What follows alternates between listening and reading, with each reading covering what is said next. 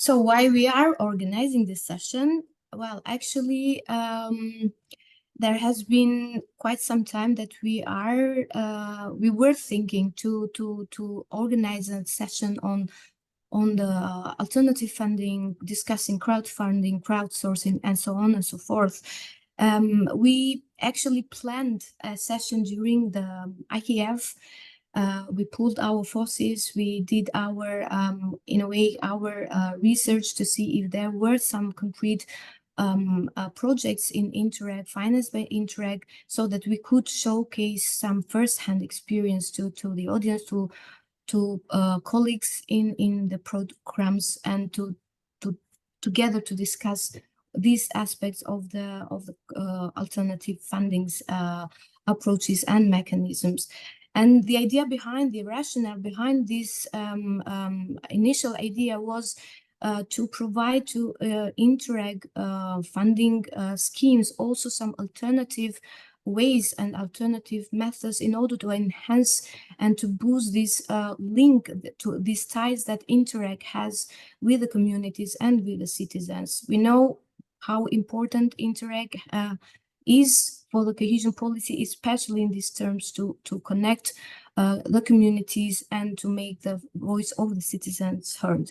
And together then with Georgie and Anja, we were discussing how we can bring this experience, how we can bring Interreg programs together so that we can, before we start to understand if there are potentials and how to unlock this potential, to try to bring a bit of knowledge on what exactly is our alternative fundings, which can be these approaches, this mechanism that can best fit Interreg world, Interreg programs, Interreg contexts, taking into account exactly the specificities that these programs bring and these programs has to reflect. And that's why we are happy to be together here today, and we would like to consider this kind of a kickoff of an activity that we would like to bring forward. But this is something that we need to bring forward with you if there is some interest from the programs, and of course we would be more than happy to explore how to join forces and how we can further explore these alternative funding mechanisms. But then we asked you to see if there was also some interest from your side and why you were joining this session. And we were very happy to see that there are a series of reasoning behind, from being completely curious to learn more. And that's always a very good start, being curious and learning more. But of course, there are programs that already have projects that are using these platforms, these mechanisms. So for them would be very interesting to learn more, maybe in order to enhance and support other projects to develop and to rely in these mechanisms. But also, some of you also stressed this link that is very crucial, and it makes exactly the essence of Interreg programs, which is to enhance the community engagement, but also the project sustainability. And one of the core reasons, and I put it in this last box, but it's not the last one by the order of importance, is because it's a wonderful tool to involve the crowd in policy. So I really liked it a lot, and I hope also today we will learn more how these alternative funding instruments and mechanisms can bring the crowd. And this is exactly what Interreg programs need in order to make their results even more, to bring more awareness, but also the results of their what they finance, to bring them more close to the crowd and to the citizens. So just to wrap it up, our aim for today's session is to learn more about this alternative funding mechanism. We will go through crowdfunding, crowdsourcing, and fund matching learn more, to try to understand what is beyond these words, and to learn how we can use them. We will have we will showcase also project examples, and how these examples build from programming period to programming period in previous results and learned from challenges, and how they are trying to address these challenges, and trying to find out also really approaches which are suitable to Interact context. And of course, we would leave room to discuss together, to brainstorm, to try to understand how we can use and how we can better make use of this mechanism, but also enhance the results and these funding instruments to the Interact context. We are a small group, as I said at the beginning, so we have no Slido. We would like very much you to raise your hands in case you have any questions. If not, please use the chat, and we will try to provide an answer to your questions. And in case we have no answers for today, what we promise you is that we will manage, and we will try to provide you with an answer after the session. So the agenda for today, we will have an overview of alternative financing instruments. Georgie will jump in as soon as I will finish this intro part, and then we will have Anja explaining a bit these project examples, and moving on from the idea and how this idea on crowdfunding developed through the programming periods and in the years. And then we will just wrap up trying to understand and have a feedback also from your side. How would you like to continue in this exercise, and how we can plan our steps forwards together? So this is all from my side. So now I will stop it now and give the floor to Georgie Friederichs from CrowdfundingHub to let us know a bit more about these funding instruments. Thank you, Georgie. The floor is yours. All right. Thank you very much, Bejana, and thank you everyone for having me in your session today. My name is Georgie Friederichs. I work for CrowdfundingHub, and CrowdfundingHub is a think tank about alternative finance. That's what we do. We assist governments and sometimes European Commission in developing new instruments. We help market parties who are interested and trying to find their way, and we do some research projects ourselves. Before I joined CrowdfundingHub, I have a history with the Dutch government, starting from the finance side to the Dutch government, and then moving into the Dutch microcredit financer. So I've seen the world from both sides, right? From the side of the financing party and from the side of the government. And this has made me a really firm believer in community tools to realize government policies. Because the only way you can really move a crowd is if you give them an interest, right, in what you want to realize. So this, my partner and I, Ronald Klevelaan, who is the CEO of CrowdfundingHub, we are really, really passionate about community funding. So I hope that today I can explain a little bit about it and get you all as enthusiastic as I am about it. Now, can I move the sheets, or do you have to do that? You do it. Okay, right. So, I mean, there's a lot of alternative finance tools or instruments that you could use.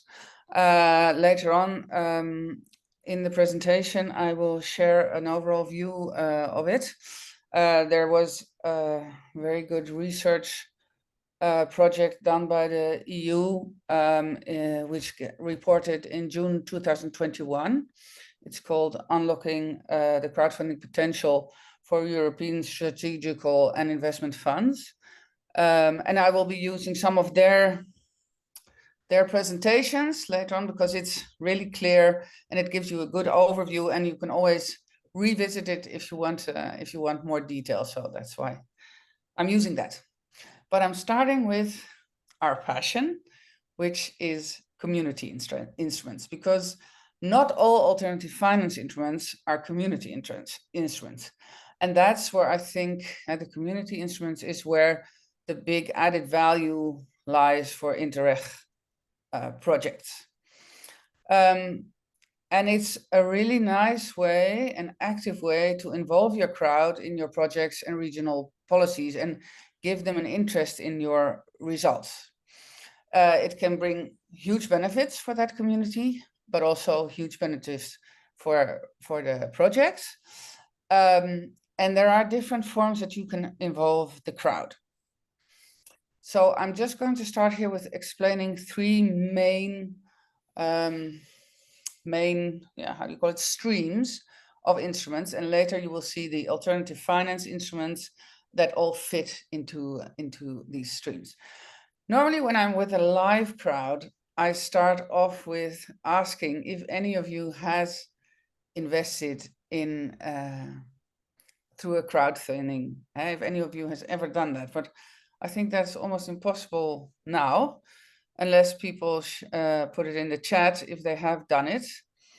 And then normally my second question is, if you haven't, then why not?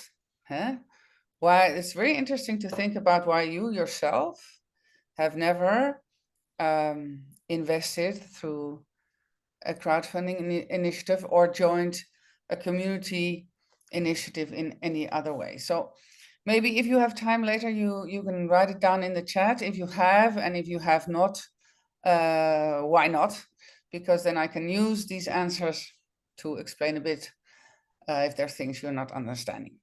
All right, so the three main streams that we have to involve the crowd are crowdsourcing, crowd matching, or crowdfunding.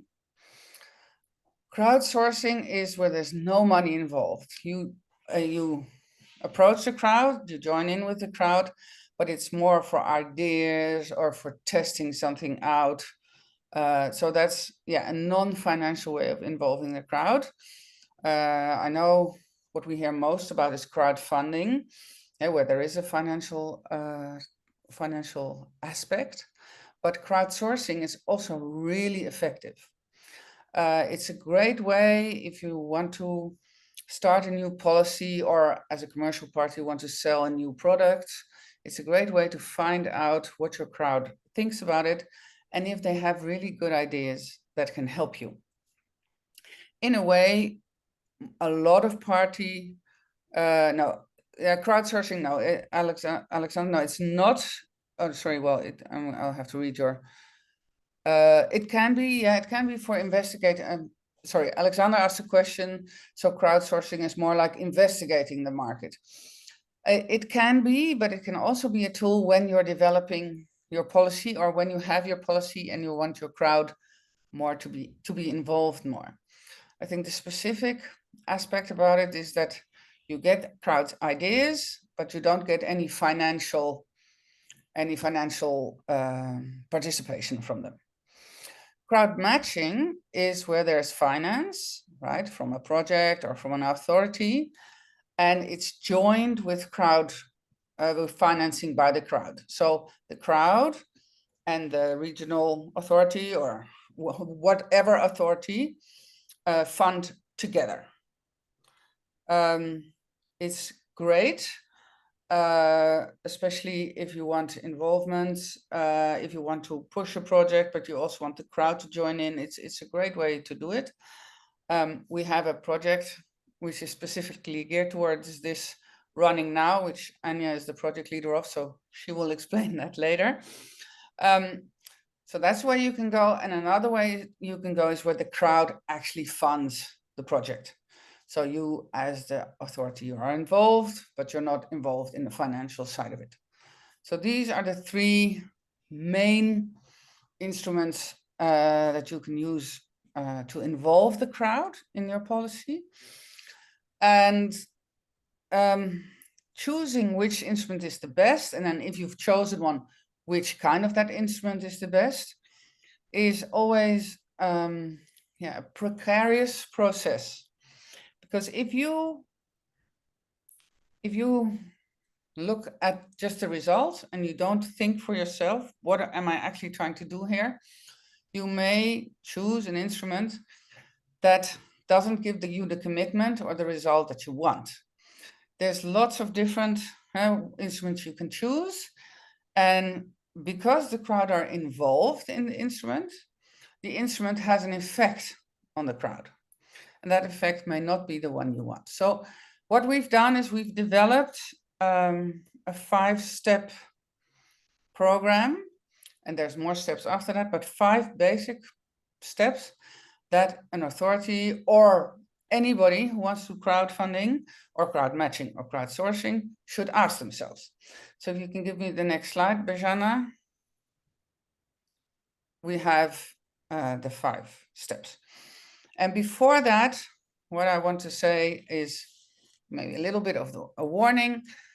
As I just explained, every instrument has an effect on the crowd, and you want it to have an effect on the crowd because that's why you're working with them.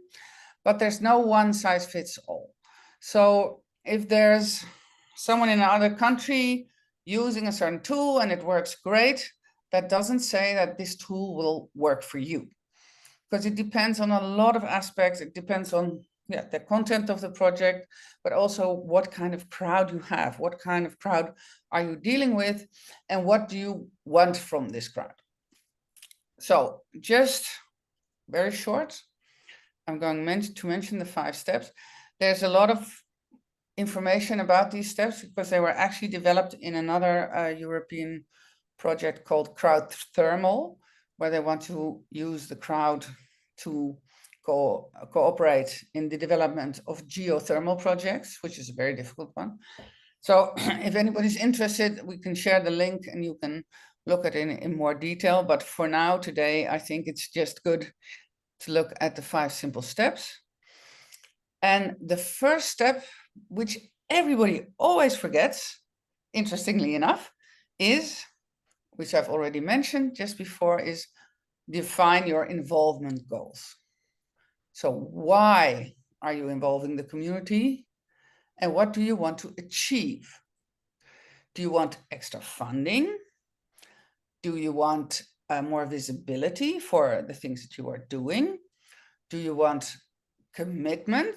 Or do you want the crowd to be actively involved and actually being part of your project? To give you a small example, there's a project in Iceland, in the north of Iceland, in Húsavík, where they're trying to develop greenhouses. They want to work with greenhouses with geothermal energy because, of course, they have a lot of that. So they want to work with greenhouses, but what they want to do is they want the crowd, so their community, to run the greenhouses, so to see what they want to do with it. The government will build it and will take care of the upkeep, but the activities within the greenhouse are supposed to be run by the crowd. So the crowd should, the community should see what they want to do there, how they want to combine different activities, and most especially should do the running of the project. So make sure that it actually happens, and do the how do you call it? Just keep track of it and make sure that the activities are actually realized. So the government doesn't want to do that because their goal is to activate and commit the crowd. And the interesting question then is, can you use, or can you do that with just crowdsourcing or reward-based funding, which is a way where they just get a reward? Or should you let them fund a little bit because that means they're more committed? Well, long story, I can't go into that too deep today. I think I will if you want me to, but so this step is the most important step for all projects that want to use or want to involve the community in any way in their project. And I see that most authorities, like I said, skip this step. They don't think about it properly, which means that it becomes very hard to choose the right instruments, or you might choose the wrong one. Anyway, So I think for Interreg programs, if you're looking at involving crowds or running projects where authorities involve crowds, this is where most projects can use the most support. Because it takes, of course, some experience, some other examples. And I think as an Interreg coordinator, this is where you could really add value to parties in your project or in your program if they decide to go this way. Okay, so that's the first step. Then if you know what you want to achieve, then you have to look at who is the community you're talking to, because that can be very different. For example, in England, they wanted to realize a geothermal bath, a hot water pool, as a benefit for the crowd who invested into a certain project. Their crowd was just a very local crowd, the people who could actually use this pool and be interested by this pool.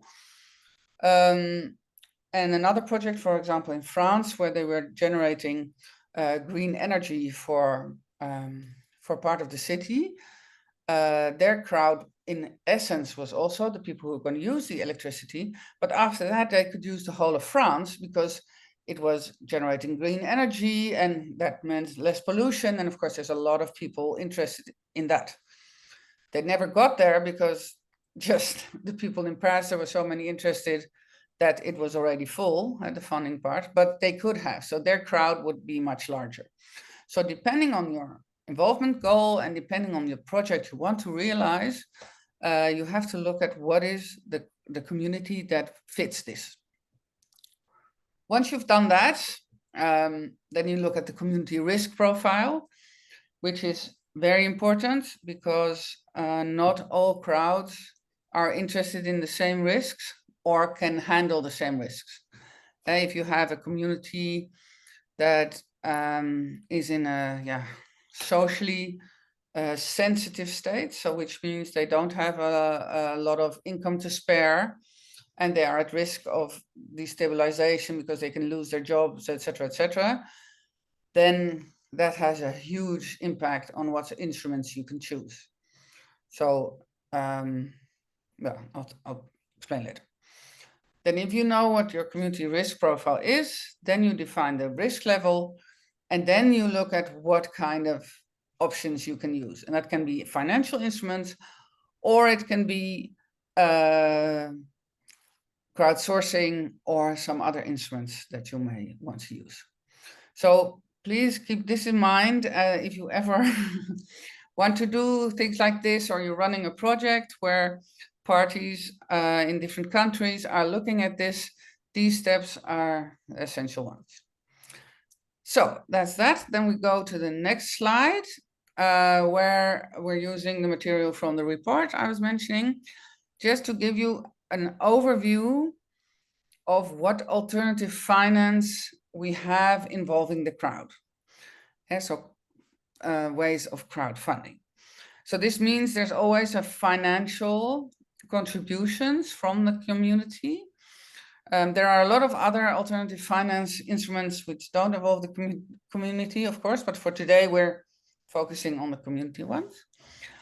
So this is the crowdfunding part, and just to have a break, I have another question here from Alexander. How is the risk assessment done in this specific project? And I presume you mean the risk that the crowd can handle, right? Is that what you mean? Yes. Okay. Well, you look at the social components that the crowd consists of. So what is their education level? What is their employment situation? What opportunities do they have in their region? So you look very specifically what their situation is. Usually the crowd consists of different groups. So you have like a high income group, and you have a middle income group and a lower income group. But you also see that some regions that have to be developed have a higher group of lower income people. And in that case, you would have to be very careful, because looking at the risk, you have two things. You have their risk appetite, which means the risk that they would like to run. For example, if you make an investment which is high risk, but the possible yield is also very high, or if you have an investment where there's low risk, that usually means that the possible yield is also lower, then you have to be careful which option people can choose. For example, there is a risk that people who are in a low income bracket choose the high risk option because they think, okay, the possibility of this high yield is so tempting that I'm choosing that one. It's like buying a ticket for the lottery, right? So they might choose that one thinking, okay, it may not happen, but if it does happen, then my gain is enormous. I mean, for a lottery ticket, of course, that's fine, right? But for an investment, especially one where local authority or a region is also involved, that is not what you would want, because you would want to protect these people from a financial risk that becomes too high for them. So that's where you look at the risk. And if you know what their risk appetite and their risk capacity is, so the appetite is the risk they want, the capacity is the risk they can actually carry, that can influence your choice of instruments later. For example, which kind of crowdfunding you choose, or if you choose a crowdsourcing, and if you choose crowdfunding, which risk mitigation instruments you can use. Because if there's a certain risk, you can always add risk mitigation, which makes sure that the risk is manageable for the people.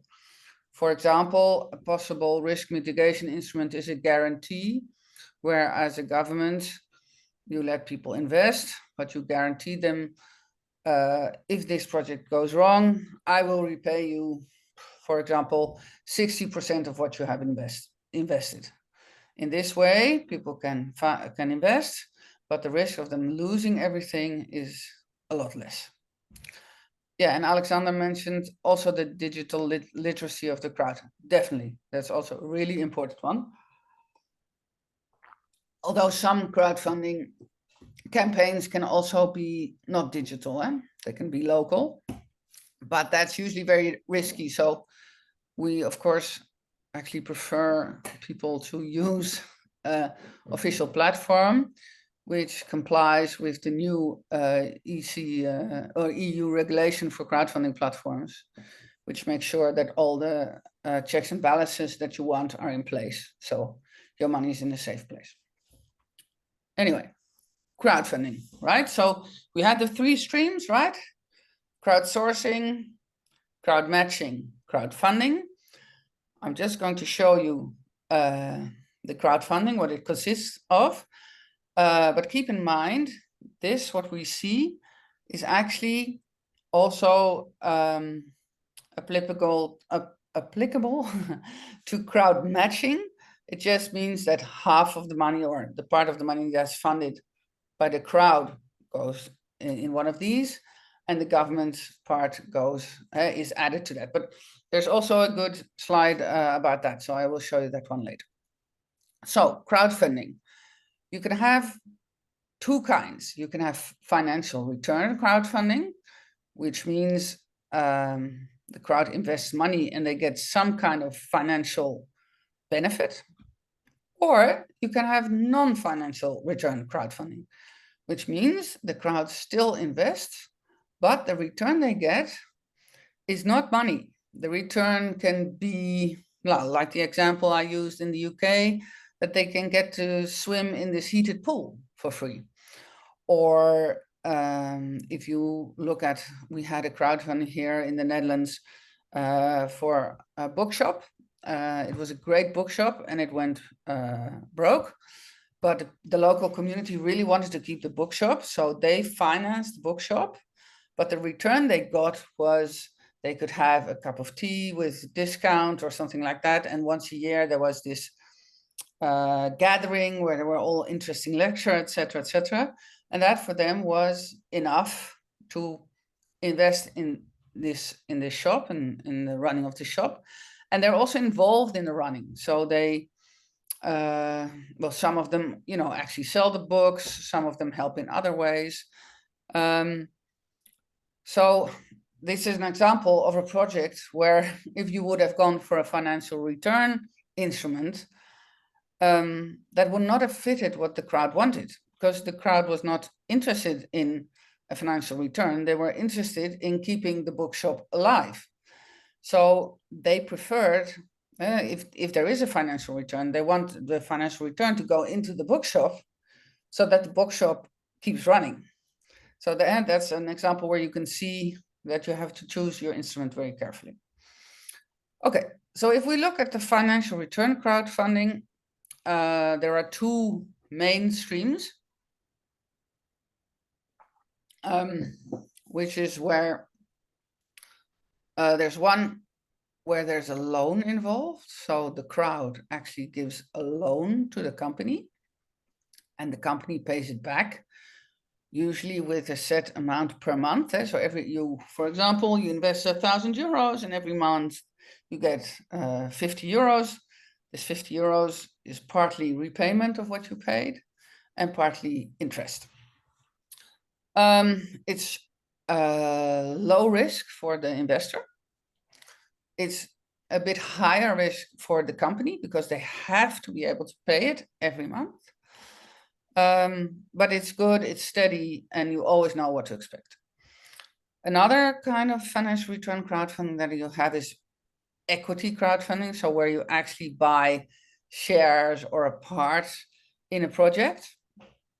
And you can get a return for it, but you only get a return if there's a profit. So if the company makes a profit, then you will get part of that profit.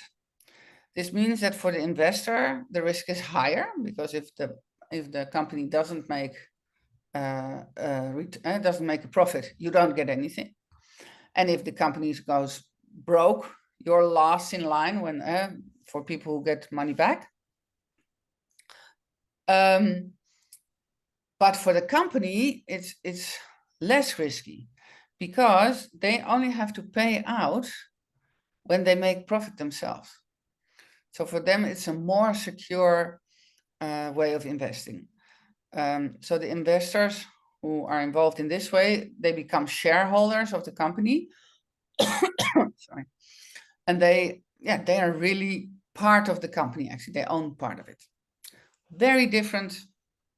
Two very different ways. There are also other ways of financial crowdfunding, like leasing, social bonds, green bonds. If you all want to know about that, we should do a part 2, because I think it's too much for now. Another very important one is the non-financial return crowdfunding, which I've already spoken about on the side. And there are two main ones. There's donation-based, which means you donate the money, you don't get anything in return.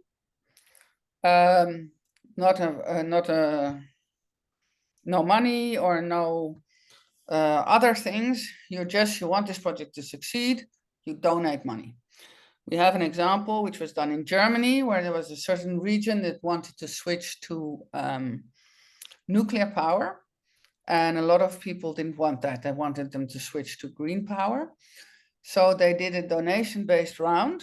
And all over Germany, there was a lot of money donated, because people wanted to buy the energy supplier to make sure that he didn't switch to nuclear energy, but would switch to green energy.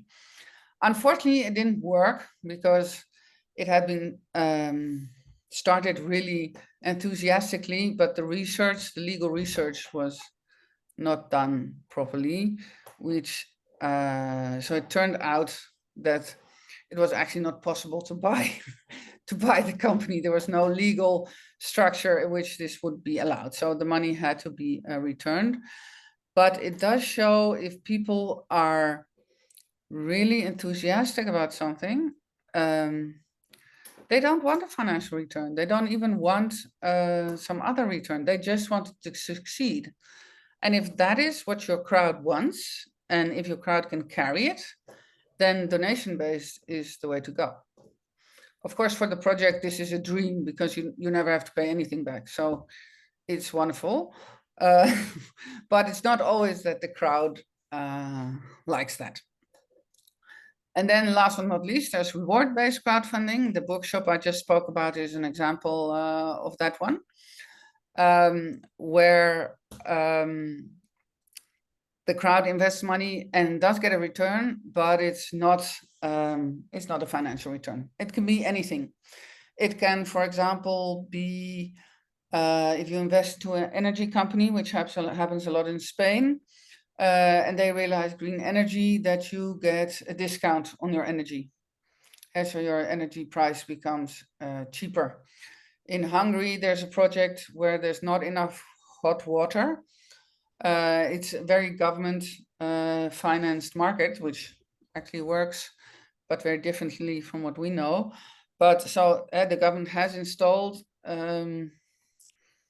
a hot water plant, but it can't supply hot water to all the apartments that it has to supply to. So the apartments that are furthest away from the from the power plant don't get hot water. Their hot water is lukewarm. So they have all invested together, or they want to, into another additional hot water plant, which can be closer to their apartment building.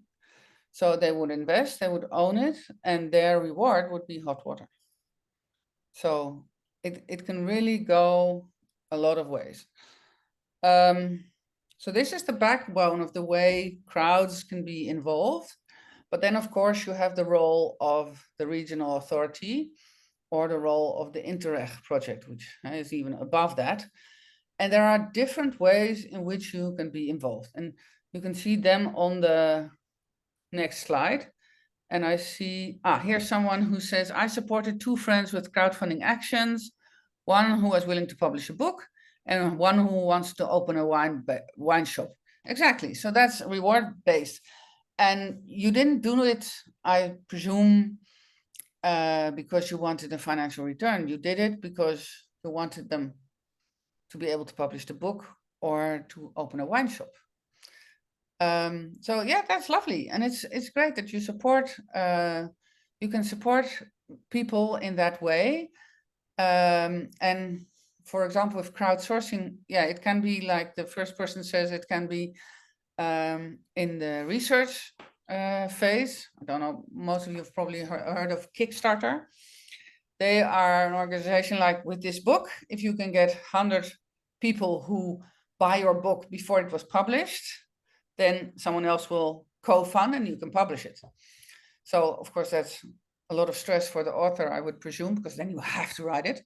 But that's a different question. But yeah, that's a great way. So yeah, you were also reward based for the same project you were involved in. So a book or a wine shop.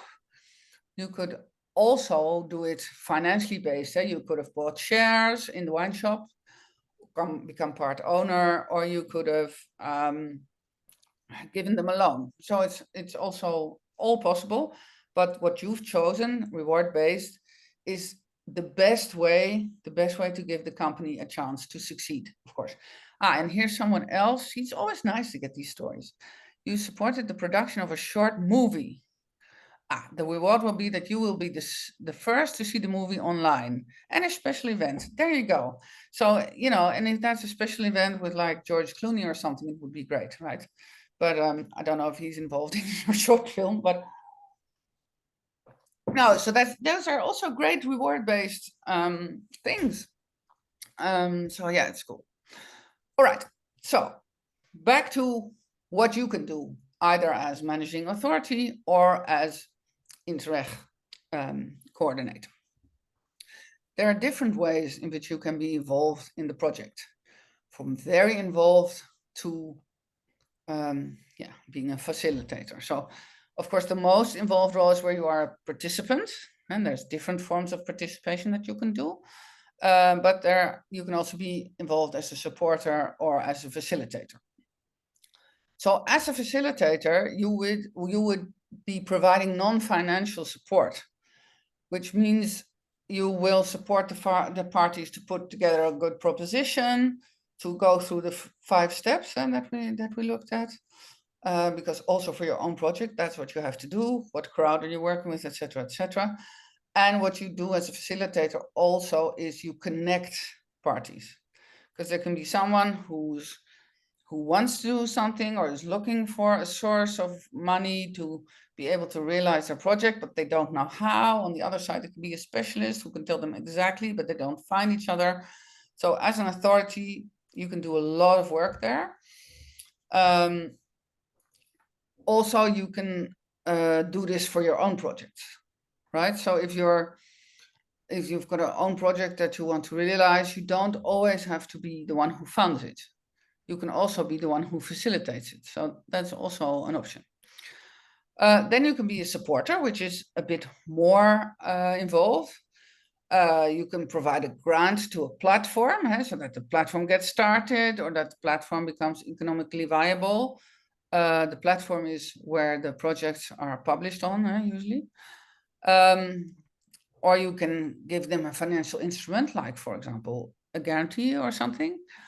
Or you can provide financial support to investors. What I just talked about, involving a grant, so the risk of investors doesn't become too high. That's a great way of giving financial or giving a guarantee to an investor, giving financial support to the investor, which makes sure that the risk is manageable and fits the community that is involved in the project. Of course, you also have to be careful because, of course, everybody would like a guarantee, right? If you invest, ideally, if someone comes up and say, okay, if the project goes wrong, I'll refund you 60% of the money. We don't want that, right? Great. But of course, you have to make sure that it's actually necessary that you are involved in that way. And then you can also provide financial support to the project owner. So it can be grants, or it can be that you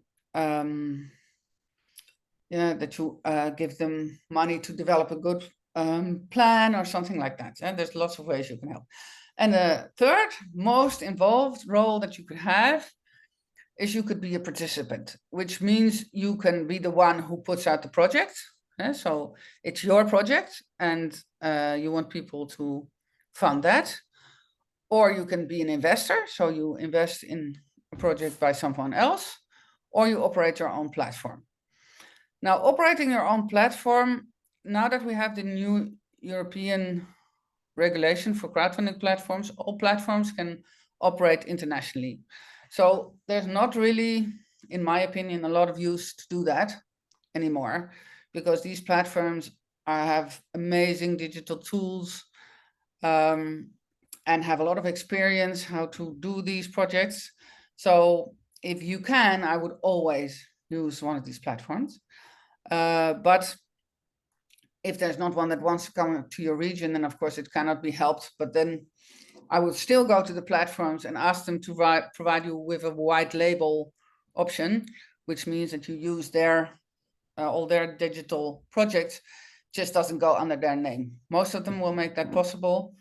So yeah, the option to operate your own platform, I would probably discourage, but of course that's only me.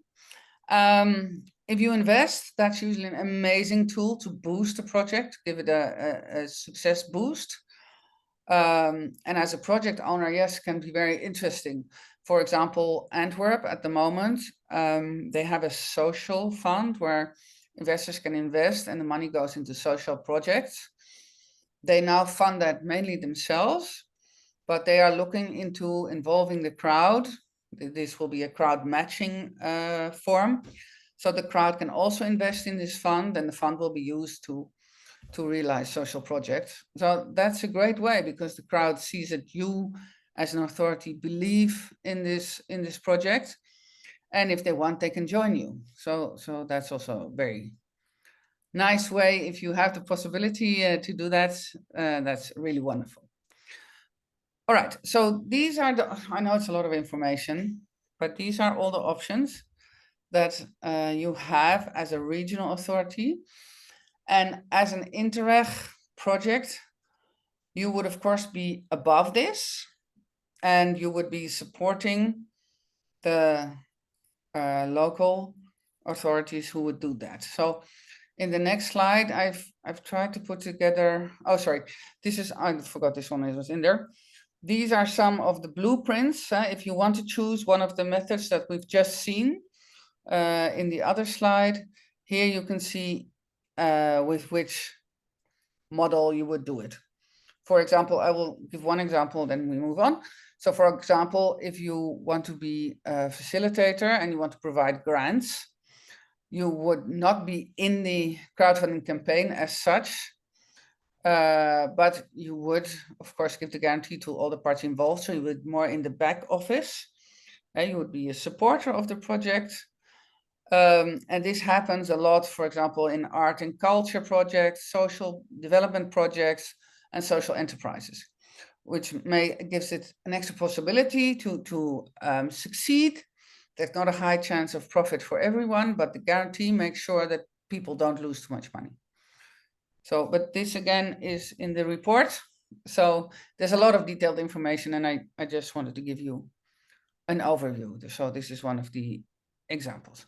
So the next sheet, yes.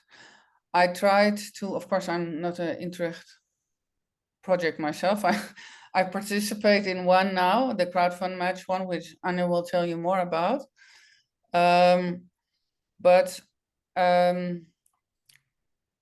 If I would see how could you help the authorities that want to, the managing authorities that want to use crowdsourcing or crowd matching or even crowdfunding, they would need, they could use a lot of support when using the local regulation, because that can be very different.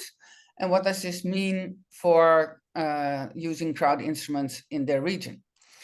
And also in the community research, which we spoke about, what kind of community are they facing and what is the consequence for their specific project?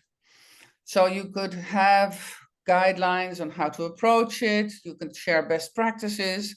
You could invest in capacity building so that people locally are actually get to learn more how to do it, which is what the crowdfund match project, for example, is doing. And you could help them in the process of choosing a project, because the more you look at these projects, the better you get at making the 5 steps and choosing the right project and combining it with the right finance and maybe risk mitigation instruments. So I really see that Interreg projects could help here. Like I mentioned, there's a lot of cross-border opportunity now with the new crowdfunding legislation. So you can look at a lot of different platforms that have this permit now, that are allowed to work internationally. They're moving fast. They're also merging. So we have larger platforms, and they have their own specific speciality. Some are very commercial, are very money driven, but others are completely reward based or donation based driven. So as an Interreg or overseeing authority, you could really help authorities or projects to find the right platform that can help them realize their project. And issues, well, I think the regulation is a main issue, because we do see also in this crowdfund match program that there's a lot of difference between the local regulation, and it's not only the primary regulation, but for example, in Hungary, it's not part of the project, but because the energy prices are decided upon by the government, to give people a discount on electricity prices is not possible. So if you would want to do reward-based funding for this hot water plant, you couldn't give them a reduction in their price, which normally would work, because the price is set by the government. So the only thing you can actually give them is, for example, more hot water. So it does have a huge influence on your project. All right, I had one example project which might be interesting, but I'm not sure time-wise we might have to move on, Bijana, or not. Are we still okay? I think we can still go through the example quickly, Georgie. Okay. Thank you. Well, as I said, authorities use it in very different ways. Some authorities go for the community reward-based and nation-based with social goals or green goals. Other local authorities, like for example Utrecht in the Netherlands, they want to create more innovation, and they want to use the crowdfunding to support innovative firms in their region. So, for example, they have this wonderful company who is developing, it's really a wonderful product. They are developing glasses. I don't know how you call it. In the Netherlands, we call it if someone has a lazy eye. So one of your two eyes works less than the other one, which gives a lot of difficulty with reading, etc. So this is, a lot of kids have it, and they used to, you used to have to wear one of these patches on your eye. I don't know if you remember that from when you were a child, that kids who used to have a patch on one eye, which means they put the patch on the good eye, and then the bad eye has to work harder, so it becomes corrected. And what they have, which is of course awful if you're small and you have to wear this patch and everybody laughs at you and you take the patch off, and anyway, complicated. So what they have developed is a pair of glasses, which is like a digital pair of glasses, which you wear when you get home from school for a couple of hours. And this helps. It does, I don't know how, but it does in 1 or 2 hours what that patch would do if you wear it the whole day. So these children can just go to school without a patch, come home, put these glasses on for 1 or 2 hours. It's also interactive with games and stuff, so they will like to wear it. So, I mean, this is a great product, right? But it's early stage, so it needs equity. It can't repay loans yet because there's no cash flow. So it needs equity investors. It needs investors. And Utrecht is one of the investors, and they've already done that. And now that the company is going to market, the company is going to add crowdfunding to the finance mix. So this will be probably either equity, so investment crowdfunding, or a loan. But it's only possible because Utrecht invested first. Because if Utrecht didn't, the crowd would never have come on board because it wouldn't be possible. So it's just interesting to see, because here you always also see that it's not at the same time. So you can use crowdfunding where you finance at the same time, the authority and the crowd, but it can also be in different stages of the company life cycle. So in this case, Utrecht has gone first. The crowd could also go first. There's a lot of possibilities. And I think, to get the crowd on board has a lot of benefits in a lot of ways. We do see that if there is some kind of reward, people feel that they own. And so if there's some kind of finance stream or a reward stream, so people have actually invested into the project, they do feel more connected to the project. They feel like they own it, which is a wonderful thing, because then they will help to make it successful. So if you are an authority and you have a project and you want the crowd to know about your project or be committed, we do see that very often crowdsourcing is a nice start, but if you really want to get the commitment, then some kind of financial involvement does help, because people then more feel that it's their own, and it doesn't matter if they get a reward or if they get a financial return. That doesn't really matter, but they do feel more part of the whole and part of your community, which I think is what you want. Yeah, here you say, yes, so involvement of city authorities served as an incentive for this noble project. Yes, that's what happened. So they had this idea and they couldn't, they didn't have enough money to develop it. So they just had the idea. So the Utrecht, this was the Utrecht region, not just the city, but it's the Utrecht region. They invested equity, which gave them the chance to develop the product from a really innovative thing to something that was ready to go to the market.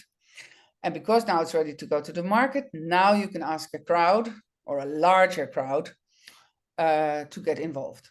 So, okay, well, I gave you a lot of information. Sorry, but I really love this tool. And I've seen lots of examples where it really works so great. So I hope I've been able to transfer some of my enthusiasm to you. And if you have questions, you can ask them now, or if you want to ask me questions later, we're here and we love to help. So thank you. Thanks a lot, Georgie. Indeed, a lot of information. We have first question from Alexander.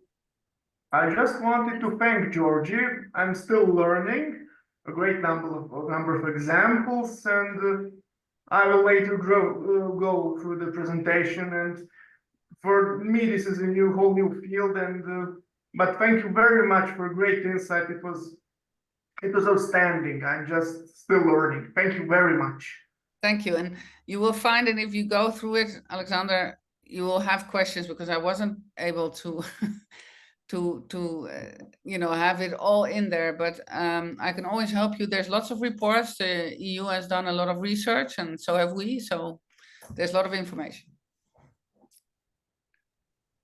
And we will share also these studies and reports that Georgie mentioned during her presentation when we send the follow-up email, of course. And I see, Adam, you have your hand raised.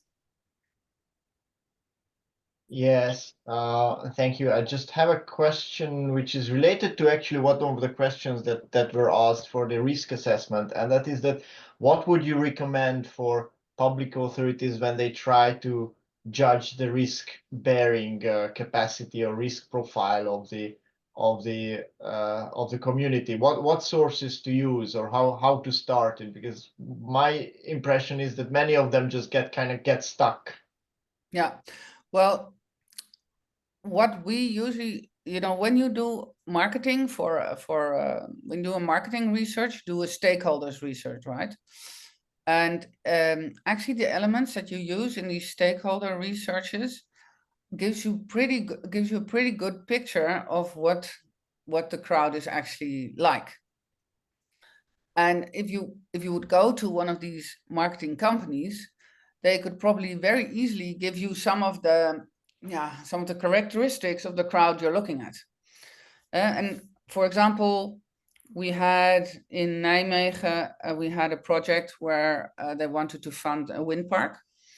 And they did some research in their community, and they started the research with they did some research, and they started with a kind of not a survey, but asking for interest, right? Mm-hmm. So they got some interest, and then they researched the group that gave the interest, and it was a great group because they were high income, they were all very educated, and so it was great. So they made this product for this group, right? And it was filled immediately. And then later on, they did a customer research, and it turned out, because in Enschede you have a university, and all the people who invested were part of the physics department of the university.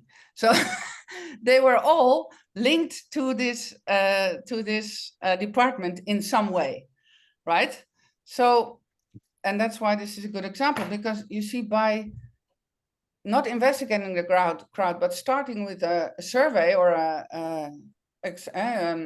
asking for interest, they already pre-selected a group.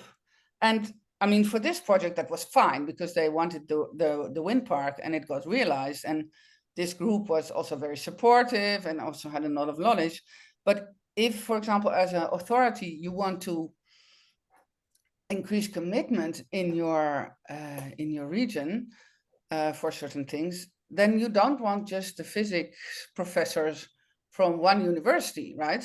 You want, yeah, you may want other groups too. I mean, if you want this group, then great, then you you know where to go. But I mean, this shows how much impact these things have. And well, we usually use marketing because if you look at most marketing companies, they have all the data. And if you, for example, if you look at a certain city or your region, you probably have all the data. Yeah, and then you have to find out which target group actually fits what you want to realize. So that's why I usually say you should turn it around. You should not start with what is my crowd. You should start with what do I want for the crowd? What do I want to give them? Or what do I want to do with them together? And then if you know what that is, then your crowd will follow from that. But it's not easy.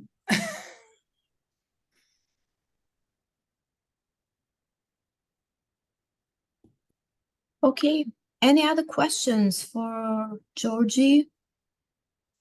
Or shall we move on the next block to some project examples? And before that, I would like to ask you, would you like to have a short break or we keep continuing and maybe finish a bit earlier? What would be your reaction on this? Shall I consider it as agreement? Okay, nobody against it. Then we continue.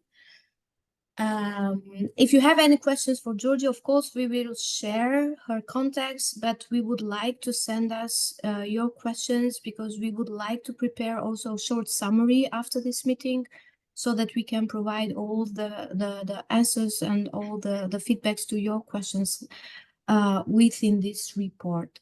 And yes, we would like now to discuss a bit more concrete examples actually related to crowdfunding. And for this, we are so happy to have Anja Prislan from Institute for Comprehensive Development Solutions.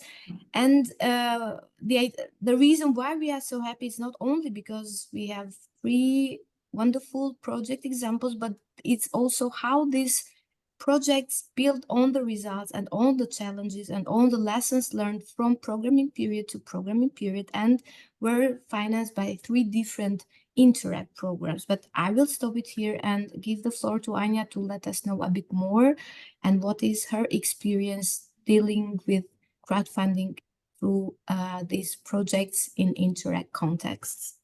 Anja, please, floor is yours. Yes, hi everybody. Thank you for hosting me here.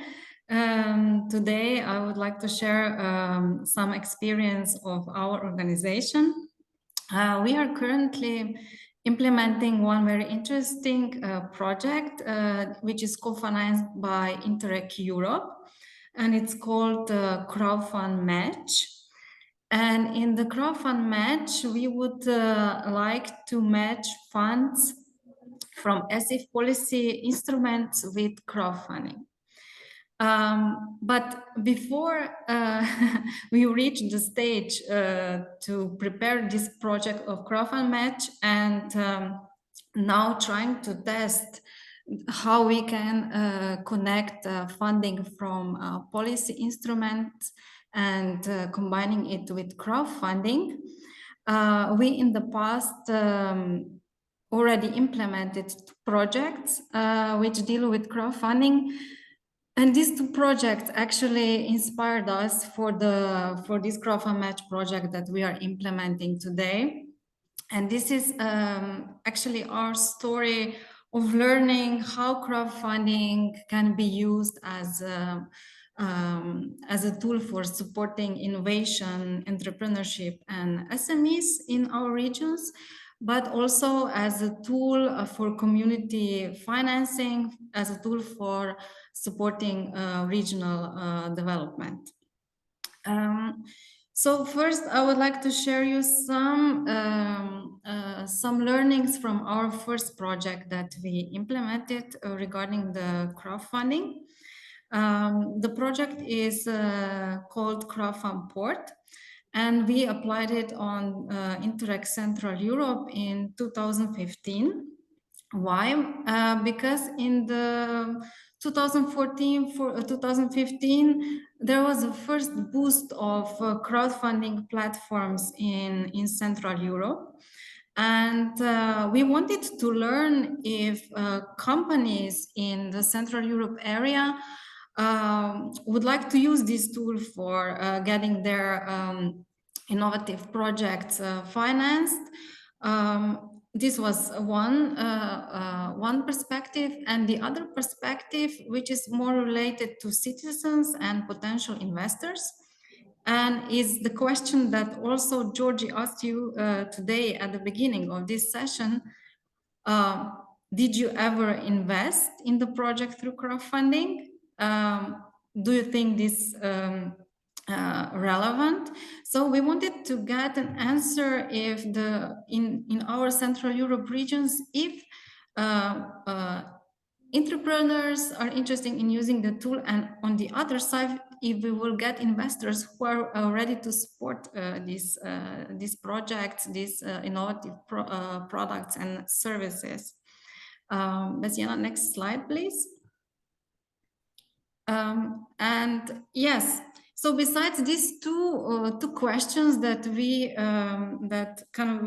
proposed for the project, there is another moment related to the Central Europe area, is that in Central Europe area, you know, we have these nine member states, but they differ in the level of development of financial markets, and of course this means also in the level of development of crowdfunding. So we wanted to use these disparities in the crowdfund port to bring some knowledge from more developed crowdfunding markets. In this case, I'm talking about Austria, Germany, and North Italy, which already had very well developed crowdfunding markets, and SMEs were using a lot of this tool for their innovative ideas, to the less developed markets in our 6 countries, which I mean Slovakia, Slovenia, Czech Republic, Hungary, Croatia, and Poland. These were the challenges. And maybe less too important for these sessions, of course, there was a lot of research already about crowdfunding in 2016 when we were launching the project, but very less what is going on crowdfunding markets in Central Europe area. There were a lot of studies more for north of Europe and for Great Britain, which was there still a part of the European Union, but less about our markets. Yes, next slide. Okay, so how we decided to implement the project. We were 11 partners, but we needed some support in relation to knowledge about crowdfunding. Crowdfunding was not something that is still not today known. You know, if you don't do with if you're not practicing crowdfunding, you need some basic knowledge how the tool works, when you should use it, why you should use it. And this is why we set up a partnership of 11 partners, and we have 5 partners that were doing some consulting on crowdfunding market. We also had a crowdfunding platform from Austria, and also some legal experts from University of Bologna that were dealing with the legal aspect of using crowdfunding funds. And then on the other side, we were 6 project partners that didn't have any experience and knowledge about crowdfunding, but wanted to raise the capacities about crowdfunding first in the framework of our partnership, and then of course on the market to teach entrepreneurs, innovators, how to use crowdfunding for their projects. So in the way I can say this was kind of a traditional Interreg project. The goal was to raise capacities. And the first thing that we did was that together with these expert partners, we had internal capacity building. So we as non-crowdfunding experts needed to learn some basic rules about crowdfunding. As I said, how it works, when you should use it, how you should use it. And then after this internal capacity building, we, together with expert partners, we prepared a first guidebook for SMEs, which is kind of a simple guide that SMEs can use in the preparation, launch, and finalization of the crowdfunding campaign, all with the goal to have a successful campaign. After having this, let's say, transnational guidebook, we then adapted the material to the needs of each crowdfunding market.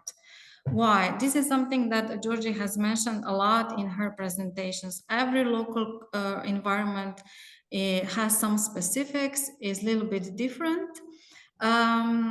When we talk about funds and money, there's always some psychological aspect regarding to that. How do you take risks as an investor? Do you trust in using digital tools when you're investing, when you're making your investments? On the entrepreneur side is again level of knowledge, how to use these tools, how to present your project idea or your product or your future product or service through the platform. There's also some specifics regarding these 6 Central Europe markets, because we are post-communist countries. That means that we have also different attitude towards entrepreneurship, towards funds due to this high inflation rates and so on. So we have some negative past, and you have to consider that when you're talking about investing funds and so on. So as I said, we adapted this material, and then we implemented 5-module training for SMEs and startups. And they learn how to do crowdfunding, how to prepare a good crowdfunding campaign, how to launch it, how to finalize it, how to talk to the future buyers. And of course, because this was the first project in the Interreg Central Europe dealing with the crowdfunding, we wanted to test which types of companies would use crowdfunding, if there's any sector specifics. I mean, are companies coming from any specific sector and are more willing to use crowdfunding and so on. So the project was planned in the way then that in each of these 6 countries, we supported, after the training, 20 crowdfunding campaigns. Besiana, next slide. And you can see it here. So this is the result. The plan was to support 120, but in the project we supported 99 crowdfunding campaigns. How we supported them after the SME or entrepreneurship finalized our 5 model training. They could apply for an open call that we published in each country, and we offered these companies expert services for the things that they need in the preparation of the campaign. Usually, we supported them with the preparation of business plan or some legal advice, because you're disclosing the future product, the future service on the platform, and that means that somebody can copy your idea and so on. So you have to be aware of that as well. And also communication preparation is very relevant. What we found out when we supported these 99 crowdfunding campaigns is that crowdfunding can be used almost in all sectors for all purposes. We had in our mix of these supported campaigns, we had investment-based crowdfunding, reward-based crowdfunding, and donation-based crowdfunding. Here you can see from each of these areas that we were monitoring the best campaigns. The campaign that was most successful was related to the smart waste management system.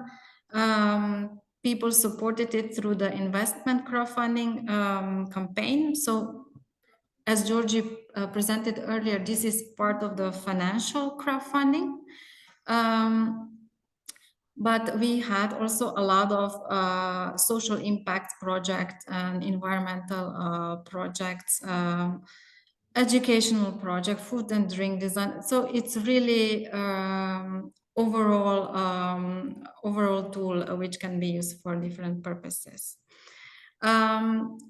Why we supported only 99 crowdfunding campaigns? The reason is that after the entrepreneurs went through our 5 model training, a lot of them saw that they are not ready to launch the campaign yet, so they have to work more on the preparation. And that means that in the framework of the project, a 3-year project, they didn't launch the campaign, and we could not count them as our result or our support. What we found very important for us as partners implementing this project was the success rate. We wanted to test if our capacity building and support that companies can get from the expert, does it influence on the success of the campaign, and in what percentage can we contribute? And the success rate was 62%, which I have to say it's quite high, because in average, every 3rd campaign was successful at the time. I don't know what is the rate now exactly, but it's a quite competitive environment, because hundreds and hundreds of projects can be launched on these crowdfunding campaigns. So it's not easy to get funding. Bessiana, next slide. Project in numbers. This is the title of the slide that I give. Because again, it was a first project. We wanted to monitor some numbers. We want to see how many SMEs are interested in learning about crowdfunding. We also monitored how much funds were leveraged through successful campaigns that we supported. So you can see that it was a 2.1 million, which I don't think it's something that you should neglect, because of the good training and good support. You can raise the success of the campaigns. And because we supported mostly startups, young innovators, we were also monitoring the jobs created through successful campaigns, and at the end of the project, 26 new jobs were created because of the funding. Next slide. Yes. So what we learned from this first project that was really focused only on business related use of crowdfunding is that companies were interested in using crowdfunding but didn't have any support support framework. We had really challenges when we were implementing this 5-module training to find an expert that will implement the training, but because there were also in business support institutions like technology parks, incubators, we couldn't find a person that in some countries that would let it teach SMEs how to do a good campaign. And this was something that then we also focused in this project, Crowdfund Port, that we connected then the entrepreneurs who already had successful campaigns and could give some advice in each country into some kind of informal network that they would form framework support for future SMEs that were interested in using crowdfunding.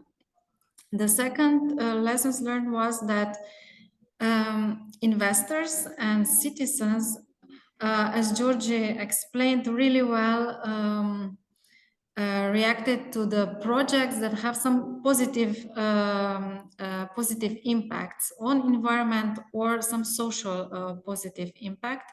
These were the projects that were crowdfunded and were the most successful.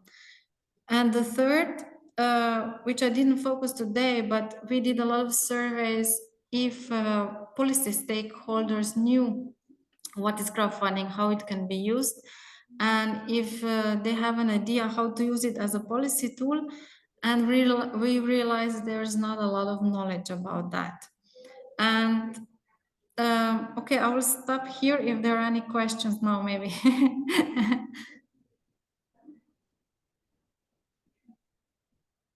I have to check. Can some of the case studies be read somewhere, assuming they are published? Yes. We had some analysis and they were published on the project site of Crowdfund Port, but I'm not sure if the project site, because it was on the program subpage, if it still works, but we can share some analysis that we did. How did you prepare regards to regulatory framework in the Central Europe area? Alexander, I'm not sure from which aspect.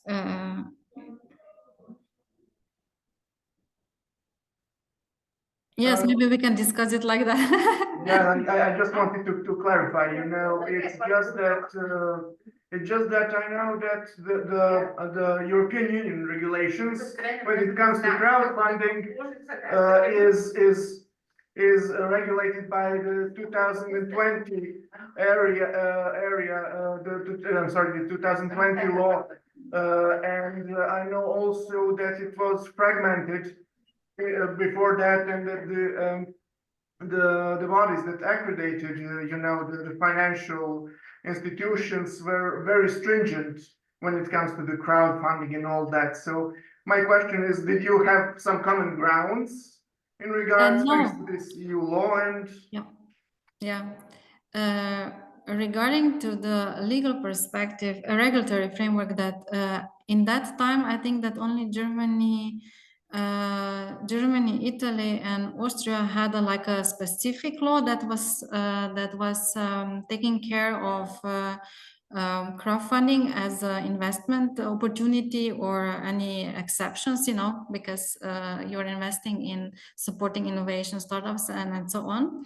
In other countries, there was no special regulatory framework that would talk about crowdfunding. That means, like, I can tell you for Slovenia, because there was no specific law reward crowdfunding, as a model when you were pre-selling product or a service. That means that you were actually selling something that it's not on the market yet. So you were supporting a pre-selling of your product or service. And that means that for every investor that supported your idea, you needed to issue an invoice. So it was a little bit complicated, especially if your idea was supported by, I don't know, 10,000 10,000 supporters, and you had to issue an invoice. But in Slovenian regulation, this was considered under this law. You're pre-selling something, and then after you will develop, you will deliver it.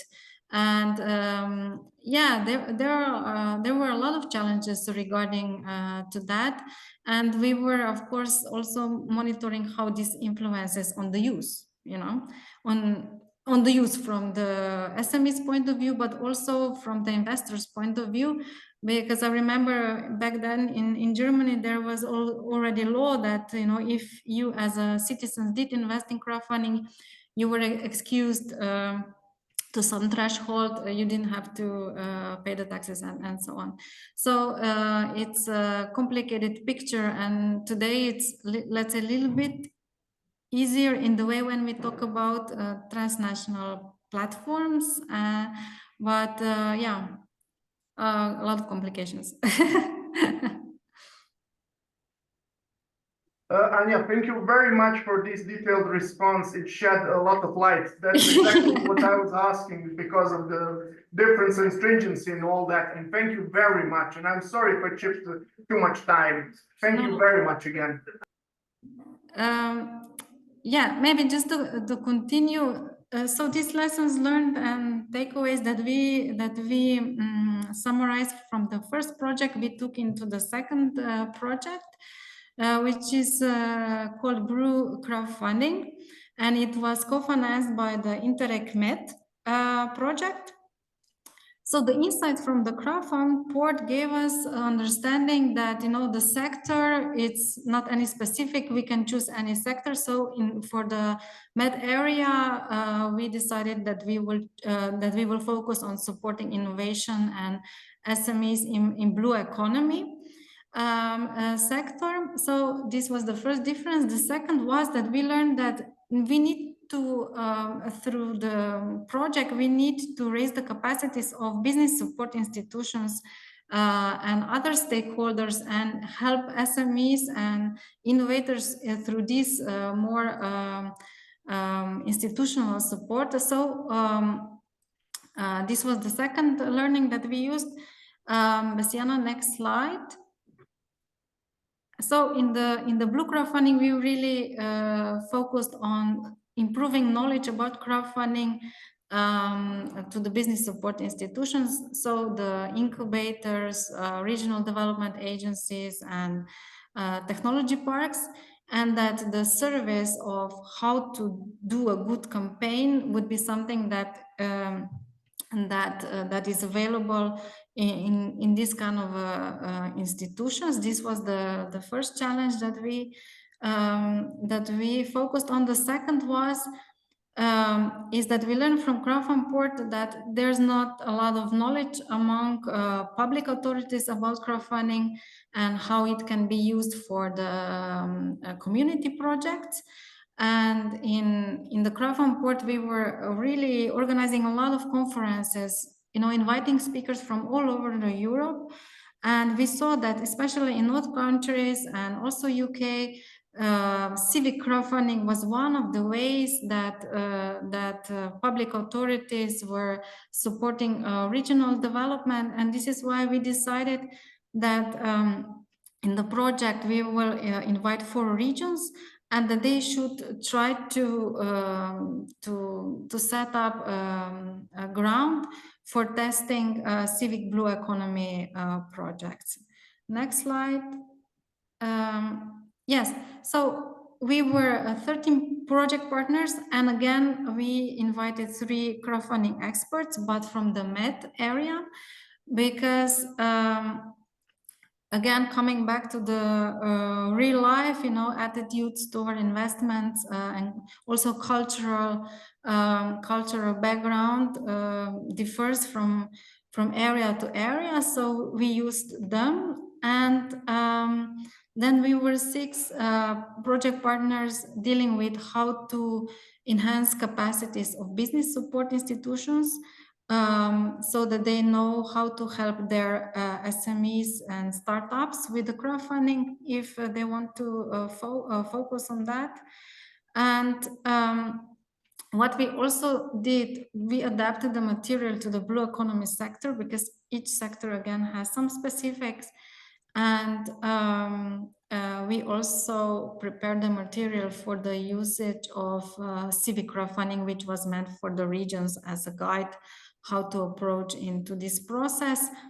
And I'm coming back to the Georgie's presentations, these 5 steps that each region should really ask before deciding to use crowdsourcing, crowdfunding, or crowd matching. So we did it in the similar way. So if I go to the business support institutions, we set up train the trainer programs, and we were teaching these business experts how to then teach SMEs and entrepreneurs about crowdfunding. And in that way, we hope that some knowledge will stay in these regions, and that this opportunity can be used by blue economy sector SMEs and other institutions. On the regions part, the job was, let's say, more difficult because the 4 regions that were part of our partnership had to first clarify their policy baseline for civic crowdfunding. And what I mean here is that they needed to talk within the region. I'm talking about different departments of the region, different authorities within regions, and also with policy level, representatives, if the region is ready for this step of trying out the civic crowdfunding. In some regions, politicians are not willing to do it because they are afraid of the reputation of spending public funds for different purposes. So this is also a barrier. So I think that at least half of the year, the representatives of our regions were really discussing this issue of, shall we test shall we go into the civic crowdfunding with the different departments? So this was the first challenge. The second was, and going back to the Georgie's presentation, is that you need to talk with your audience. What I mean here is that regions organized different workshops with NGOs, research institutions, business support institutions, chambers of commerce, and so on, to discuss for what kind of civic projects the local environment is interested in, and what would be the good match, that region would act as a facilitator of these civic crowdfunding projects. And after clearing all this, there was a public call for the civic blue crowdfunding ideas. And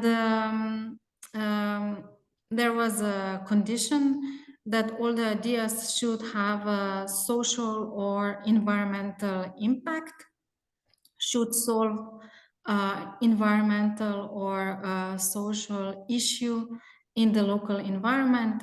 And this kind of project then the region will support. If I go back to the role of the managing authorities, that have in the crowdfunding, our 4 regions had a role of facilitator. That means that after the campaigns, the projects for the crowdfunding were chosen for the support, the region organized training again for these project owners and help them into the launch of the campaign, and also organize different events presenting the project. Vesiana, next slide and next slide. So these were the campaigns that were successfully supported through the test of business support institution, but I would like to show you more the next one, which were civic crowdfunding. So here we have the most successful three most successful civic crowdfunding campaigns. The first one was called Mare Circulare campaign, which was supported by Marche region, and it was focused on cleaning the seashore in the area of Ancona. They hired a special boat that could pick up the plastic and other trash from the sea. And once this trash was taken from the sea, they made second-hand products out of this plastic and so on. So this was the first campaign. The second was support of the shelter for wildlife. This was the campaign that was supported by a region of Central Macedonia. There is a park, there is a natural environment park, and they wanted to work on caring for the wild animals there. So they set up some measures regarding to that. So it's again kind of a combination of environment, but also social impact, because they needed some volunteers to take care of these animals. And the third one was from Campania region, and it's called the Blue Bus, but it's related with the ensuring the transport for disabled children, and they are taken to the different activities when they can socialize and be part of the normal social life in the Campania region. Yes, next slide to wrap up. Yeah, these are some numbers, but in this second project, we were really more focused on discovering if civic crowdfunding can work. Next slide, Luciana.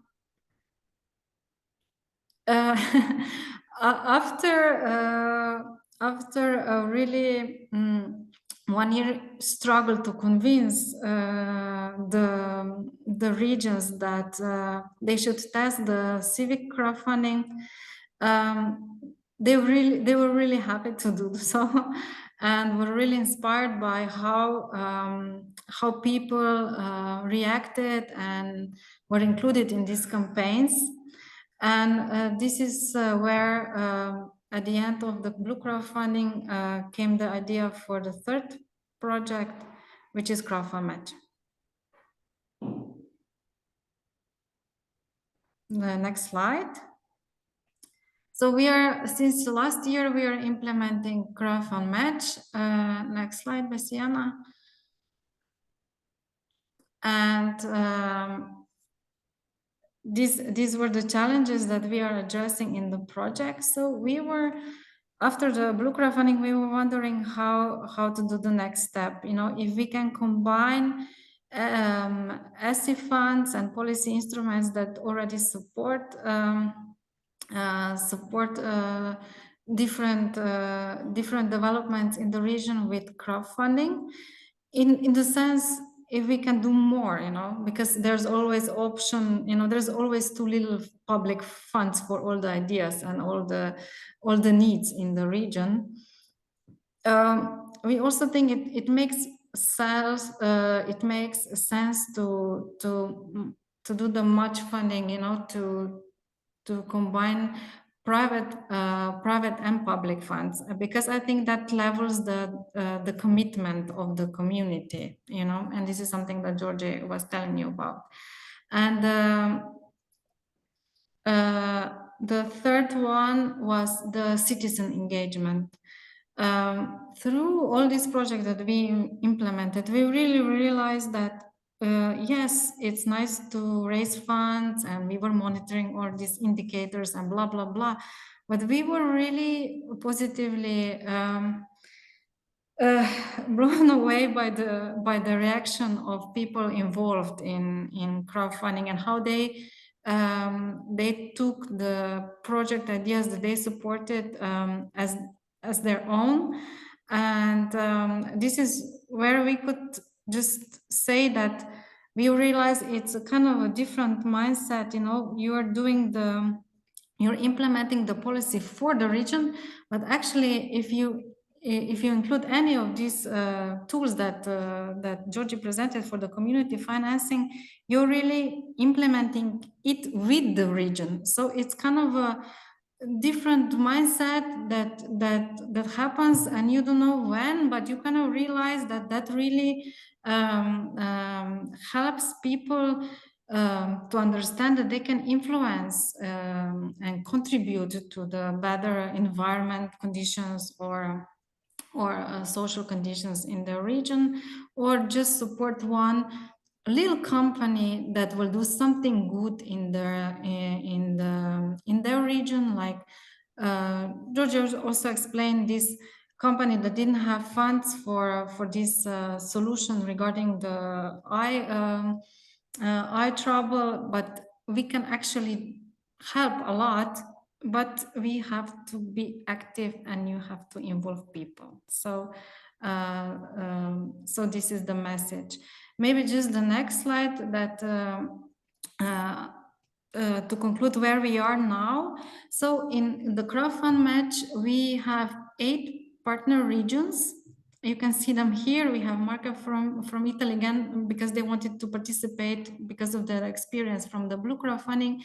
We have Invega, which is an implementing body for Ministry of Finance in Lithuania. We have regional government of Extremadura, Spain, which was the only region that had already experience with fund matching in previous programming period. They did it in some small scale.